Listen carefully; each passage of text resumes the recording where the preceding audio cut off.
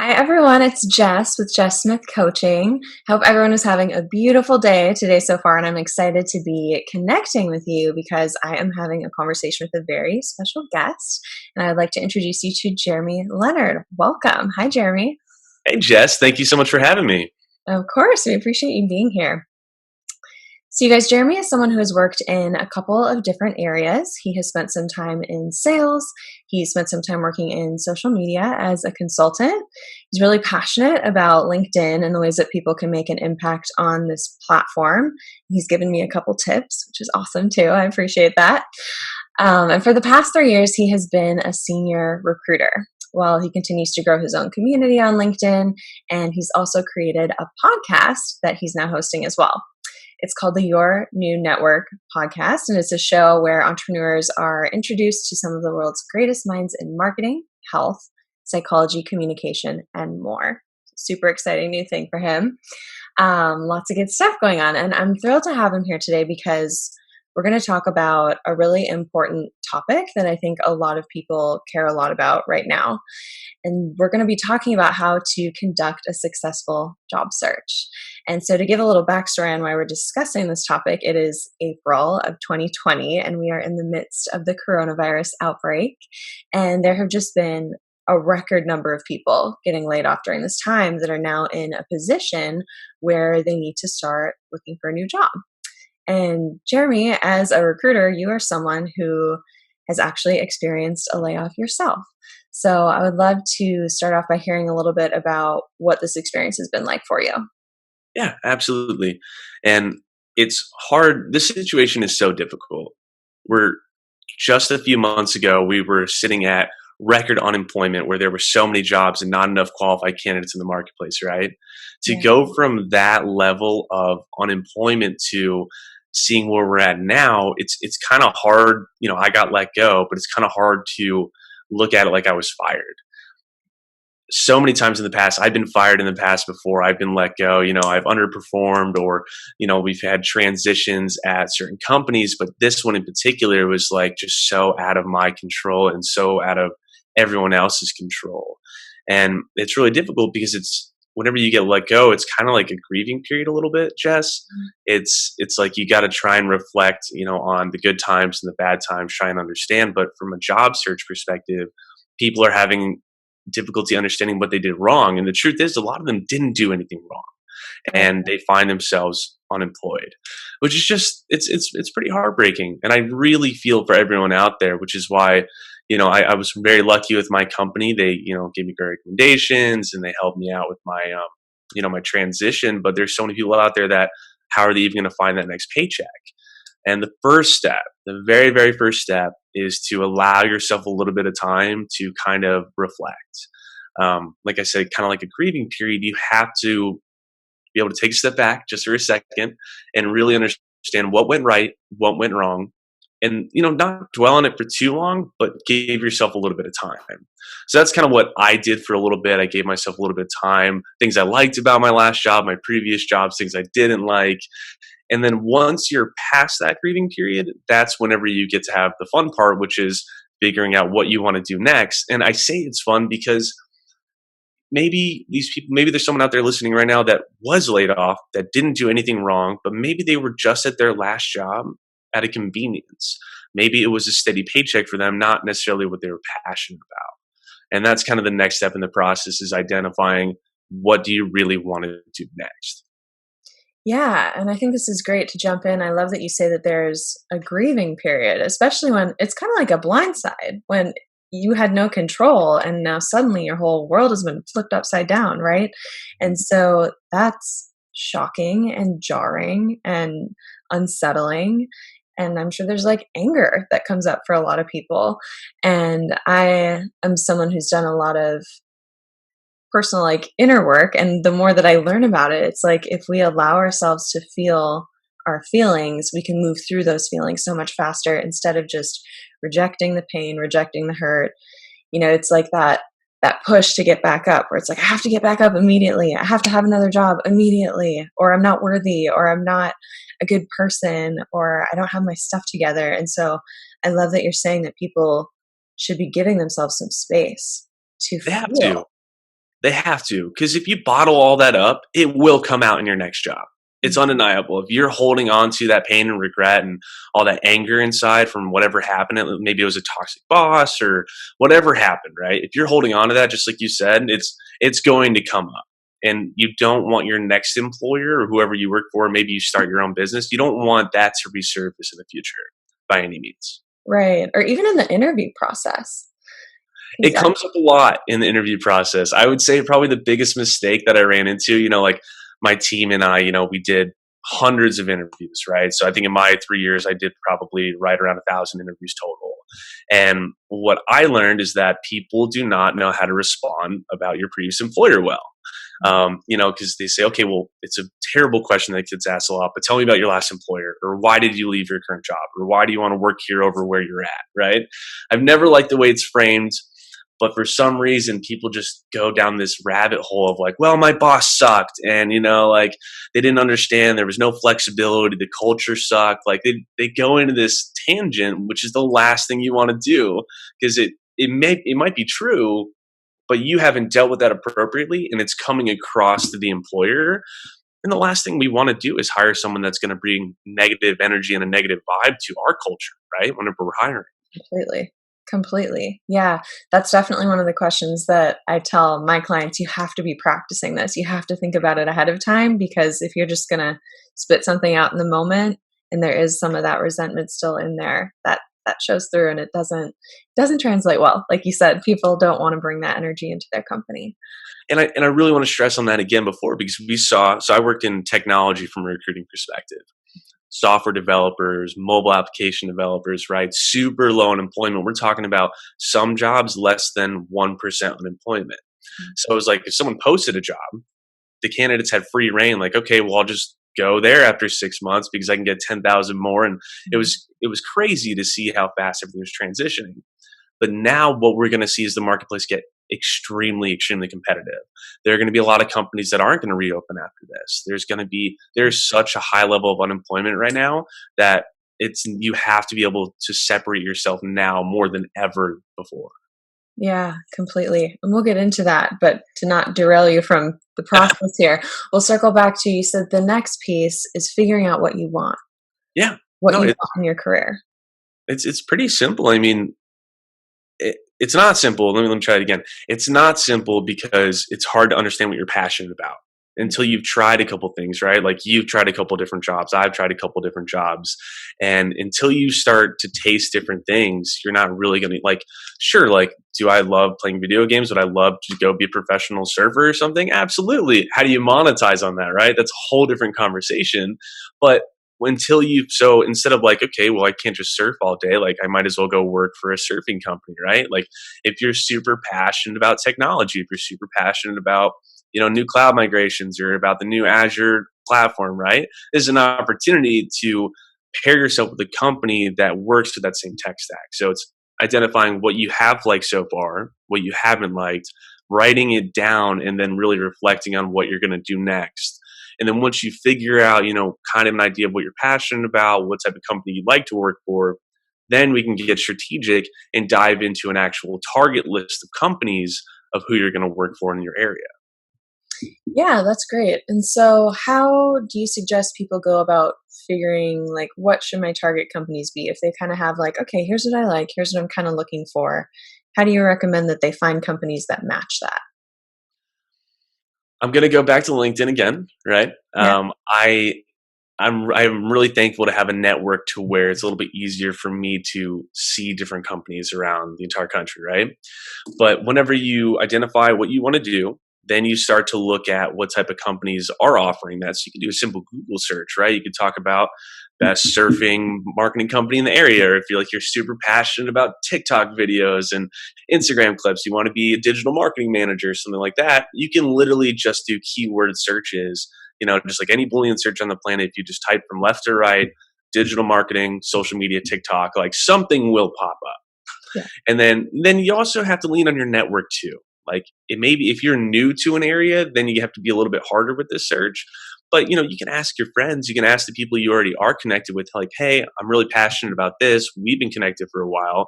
Who do you know in town that might be doing this? Really an opportunity to leverage your network. And then from there, that's whenever we get strategic, pick out the best 5 or 10 companies and go attack it. Yeah. I love what you're saying about utilizing your current network. And I actually have a client right now who's in this exploration phase. And I had said, hey, like, go identify like some of these people that you want to talk to and come back and we'll make a strategy to connect with them. And in our next meeting, he was like, okay, well, I talked to all these people. And I was like, wait, how did you do that so fast? It was amazing. I was so proud of him. But he had reached out to like his mom and was like, Mom, who do you know in these fields? And his mom knew someone that was doing like fashion design, right? And so I think people get really caught in like, well, I don't know anyone who does this, Hmm. or I don't know anyone at this company, so I don't have any access. But the more that you share with your network, like, hey, I'm looking to do this, I'm looking to learn about this thing, like, who do you know? Who can you connect me with? There's a lot of value there. Yeah, there's a ton of value. And then like if you don't have an immediate warm network, that's whenever you get to dive on LinkedIn and get to connect with people. Because more times than not, if you're sending a personalized message with a connection request to people at companies you want to work for, like not like, hey Jess, saw you were hiring for XYZ job. Can you hire me? Like, no, that's not gonna work, right? But Right. hey Jess, I saw that you've been at Amazon for the past 6 months. Now would love to get your feedback on, what you've really been liking about there. Would love to connect. And Yeah. then from there, you open up a conversation instead of immediately asking for something because that's the last thing you want to Yeah. I think that's huge. And I encourage people to think about their own experience with that. If you've ever had people that have reached out to you, I get so excited when people reach out about things that I'm connected with, like Minnesota or my school, places that I'm from or places that I've been, or even California, right? Because that's where I do. live now. And that's so much more inviting than, hey, Jess, I want something from you. Hey, Hey, Jess, what Jess, can you give to hey, me? just hire me right now. Connect, please. Like, no, I'm not going to connect with you. Like, it's just not going to happen that way. And it's hard because when you're a job seeker, it's like you have to be you're your biggest salesperson right now. You are the product. And this goes back to like the reflection part. Like, if you're not seeing what you did right and wrong and you're not confident in what you did right, then you're not believing in yourself. So it starts with understanding, like letting go, but then reflecting like what you did do right and be confident about what you can do. So that way, whenever it eventually does come up, then you can sell yourself. But like LinkedIn networking 101, please stop sending just like, I need a job or like, I like, please hire me right now. And I'm sympathetic to them, but everyone's in this boat together and you got to really learn to create conversations, start to plant seeds. And then whenever it's time, then you can ask for that favor. You can give them with that right punch. Yeah. Yeah, completely. Okay. So to recap, we've got give yourself some space, Hmm. identify your passions, Hmm. find target companies that will align with those passions, Hmm. and then the networking piece. Hmm. Okay. All right. So the next one I would do quickly is I'm going to dive into just optimizing your page a little bit. Love All it. right. Now is not the time to not have a picture on your LinkedIn. If you're on LinkedIn, you want to network, like, it doesn't have to be anything crazy. Just find a blank wall. If you're a big Titans fan, I don't know, do whatever you want, but try and keep it calm and just have like a simple background, smile. I mean, if you're trying to be mysterious or something like me in my picture, like sure, go for it, right? But just like put a picture up. Don't crop something out of your wedding. Just simple picture up against a wall, smile, and then that's the place I'd start. I think the second place that is the most underutilized real estate for a job seeker, or just anyone on LinkedIn, is the actual border above your picture. I want people to start to understand this is a valuable real estate for you. I want you to think of this like a modern digital business card. Okay.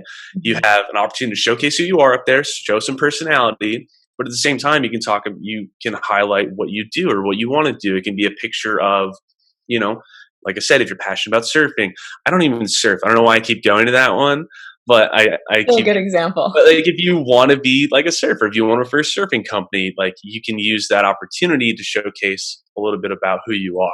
Like use this or an opportunity to brand yourself a little bit further. That is like the old days of just having nothing up there where it's that blue default image. It shows me that you don't understand LinkedIn yet. So use that as real estate to sell yourself too. Like mine says like tech strategist, social media guy. Like it's kind of boring, but I love the mountains. I love seeing the mountains. So like it says a little bit about me and then it shows my hashtag and stuff. It's valuable real estate. Yeah, and I think that's great because whether we want to admit it or not, I think the reality is people open your page and there's an immediate response, like Mhm. an immediate response, and that's what they see first is that banner in your photo. And so you want that immediate response to be like, "Oh, this is intriguing. Oh, who is Mhm. this person? Oh, like could I connect with them? Do I like them?" And there's I'm not gonna throw out the stats right now, but I've heard the stats in the past about the likelihood for a recruiter to actually contact you with or without a picture is astronomically higher whenever you have a picture in a bio and like a border set up, astronomically higher. And I did it. I would go through thousands of searches. I try and identify key people all across the country to try and move to Nashville, and I would scroll through hundreds and hundreds of pictures and hundreds of profiles, and I was more likely to connect with those people. So if you are a job seeker, those are two things non-negotiable. Have to put something up there.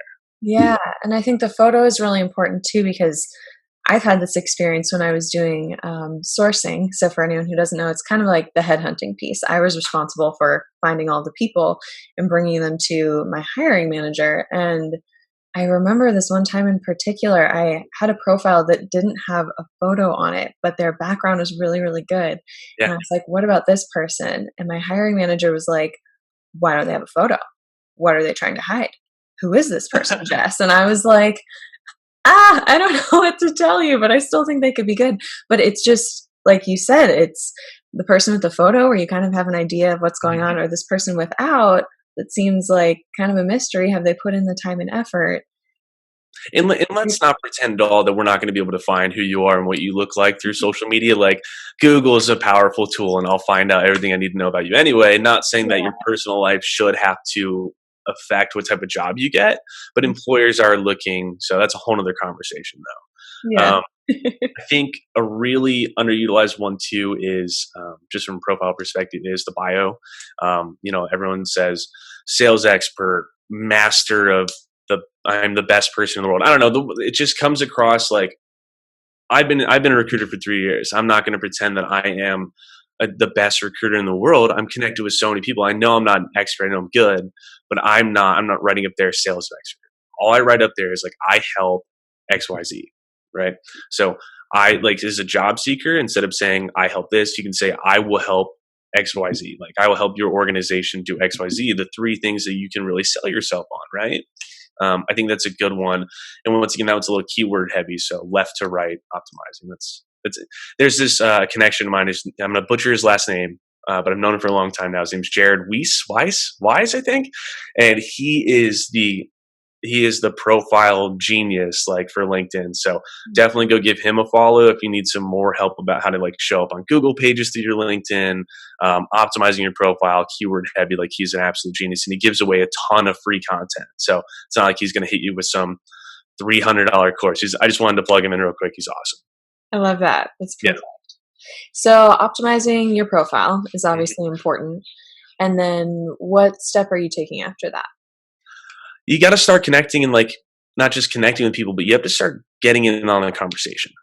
And this is the hardest one because people are scared to put themselves out there on the most business professional platform on the planet. This is not Facebook where you can just rant about XYZ thing, right?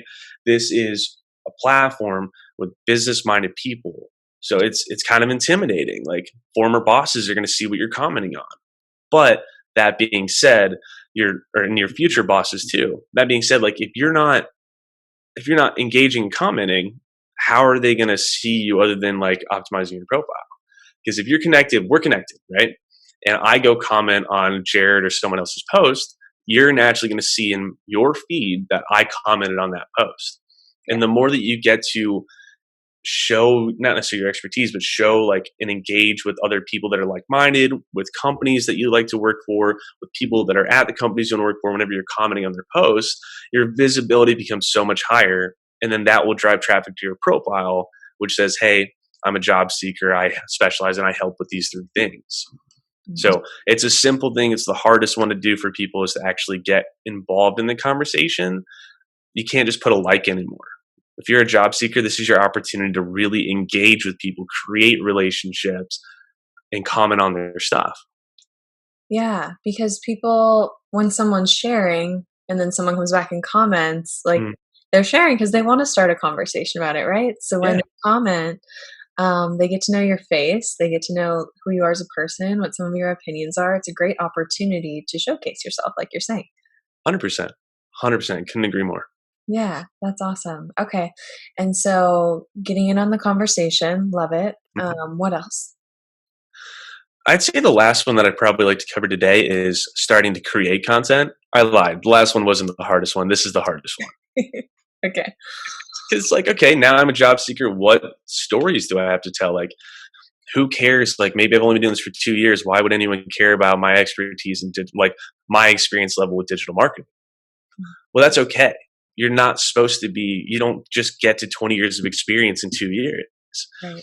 But what you can do is showcase what you have learned, the value that that's brought, and what you're currently learning. Mm-hmm. You're a job seeker right now and you're not doing anything to help grow your skill set, if you're not taking any courses or if you're not trying to get some certifications or if you're not just picking up a book and reading about what you love to do, you're missing out on a huge opportunity to grow yourself too. Just because you're unemployed doesn't mean that you don't have work to do. Yeah. So as you're learning, share what you learn, because you're probably connected with people that have more experience than you, that will engage with you to help, like, take, oh, I saw that you read that book, right? You really like this book, next I'll make a recommendation. Or I saw that, you just migrated to .NET Core 2.0 or 3.0 or 3.12, right? And then, well, I'm super fascinated about that. I'm running into this problem. What have you seen? So there are going to be people above you with more experience that will likely get in the conversation, but also you'll be creating a followingship of people that are less experienced than you, that will ask you for questions. Mhm. Just Okay. document what you're doing. Document what you're doing instead of, and if, because if you're not a good creator, it's hard to do, but you can, like, today, like, I'm going to be reading a book. Like, I'm going to be documenting what I'm doing with that book. We're having this conversation, right? And then what I learned from that book, like, I have my buddy Mark Metry's book here that I'm going to sit down and read today. And then from there, I'm going to tell people what I learned. And it's a good opportunity to get involved in the conversation. Yeah, I think that's a great suggestion that I haven't necessarily heard it put that way myself quite yet. Just like Mhm. document what you're doing. It makes it so much more simple than feeling like you have to come up with some like crazy idea or statement or quote or concept. It's like just talk about what you're doing and what Yeah. you're learning. And what I also love about that is like getting other people to jump in on your conversation is like, let's say you're a salesperson and you're talking about different sales strategies and stuff, right? As other people jump in on your conversation, you start making those connections, and those people could work at all sorts of different companies. Those people could be your referral into your next dream job. Nailed it. That's it. That's it exactly. I mean, it sounds so simple, but it's hard to do. You just have to stop being self-conscious about where you are. Mhm. Like I said, move on, reflect on the past, move on from there, understand what you're good at, and then start to put that out in the world. And then from there, your life will change. LinkedIn will literally change your life. This is not a place where we're just posting vanity pictures, right? We're engaging and learning together. This platform has the world's greatest minds on it that are not just posting on it, they're engaging with their posts. Like, the fact that I can create a conversation with the EVP at VaynerMedia just by commenting on her post, and then she replies, like, that is so powerful. And learning from these people, like, it's absolutely incredible. I Yeah. can't stress it enough. Anyone that I'm going to share this on my other platforms, if you're not on LinkedIn yet, like, I'm mad because I have been screaming it from the rooftop for 2.5 years. Yeah. So step 1, be on LinkedIn. No, Number you're right. We're going to go back. Step one, get on LinkedIn. I love it. Okay, so we're kind of coming up on time, but do you have any other last suggestions for people in kind of getting their job search going in the right direction? Yeah, you have to believe in yourself, and it's okay that this happened to you. Like, I'm I was upset. I've been in this company for 3 years, and something that was so out of my control took me out of an environment of stability and comfort. But Mhm. we're all going through this together right now, and I can't stress this part enough. Like, you have to let it go, and you have to move on. Like, you need to understand it, reflect on it, but you have to, don't let this diminish your self value, because this is temporary. Life is long, and no matter what struggles you're going through, I promise, if you just stay persistent, work hard, and believe in yourself, you'll come out the other side of this storm so much stronger. Yeah, that's amazing. One of my favorite quotes for hard times, right, Mhm. is "This too shall pass." It's like, this is just a moment in time. This is probably building you into a stronger version of yourself, right? But this is just a moment in time. And like 5 years from now, 10 years from now, you're not even going to be thinking about this when you're in your next amazing career. I, c- I'm stealing it. I love that one. I've seen it so many times before, but I haven't like really heard the analogy for like what we're going through. I love it. Yeah. Yeah. Just a Yeah. moment in time, just part of your story. Yep. Yep. 100%. Yeah, I love it. Well, thank you so much, Jeremy. Really Yeah. appreciate you. Amazing insights. Where can people find you online if they want to connect with you and learn more? All of my handles are Jeremy J Leo. My hashtag is Jeremy J Leo. I've got it across all my platforms, so you can find me anywhere on the internet if you just type in Jeremy J Leo in Google. But of course, the one that I'm on 99% of the time is LinkedIn. So connect with me here, and I'd love to connect with you guys and hopefully help out. Jess, you've been awesome. Thank you so much for having me on. Of course, it's my pleasure. Thank you so much. We'll see you guys next time.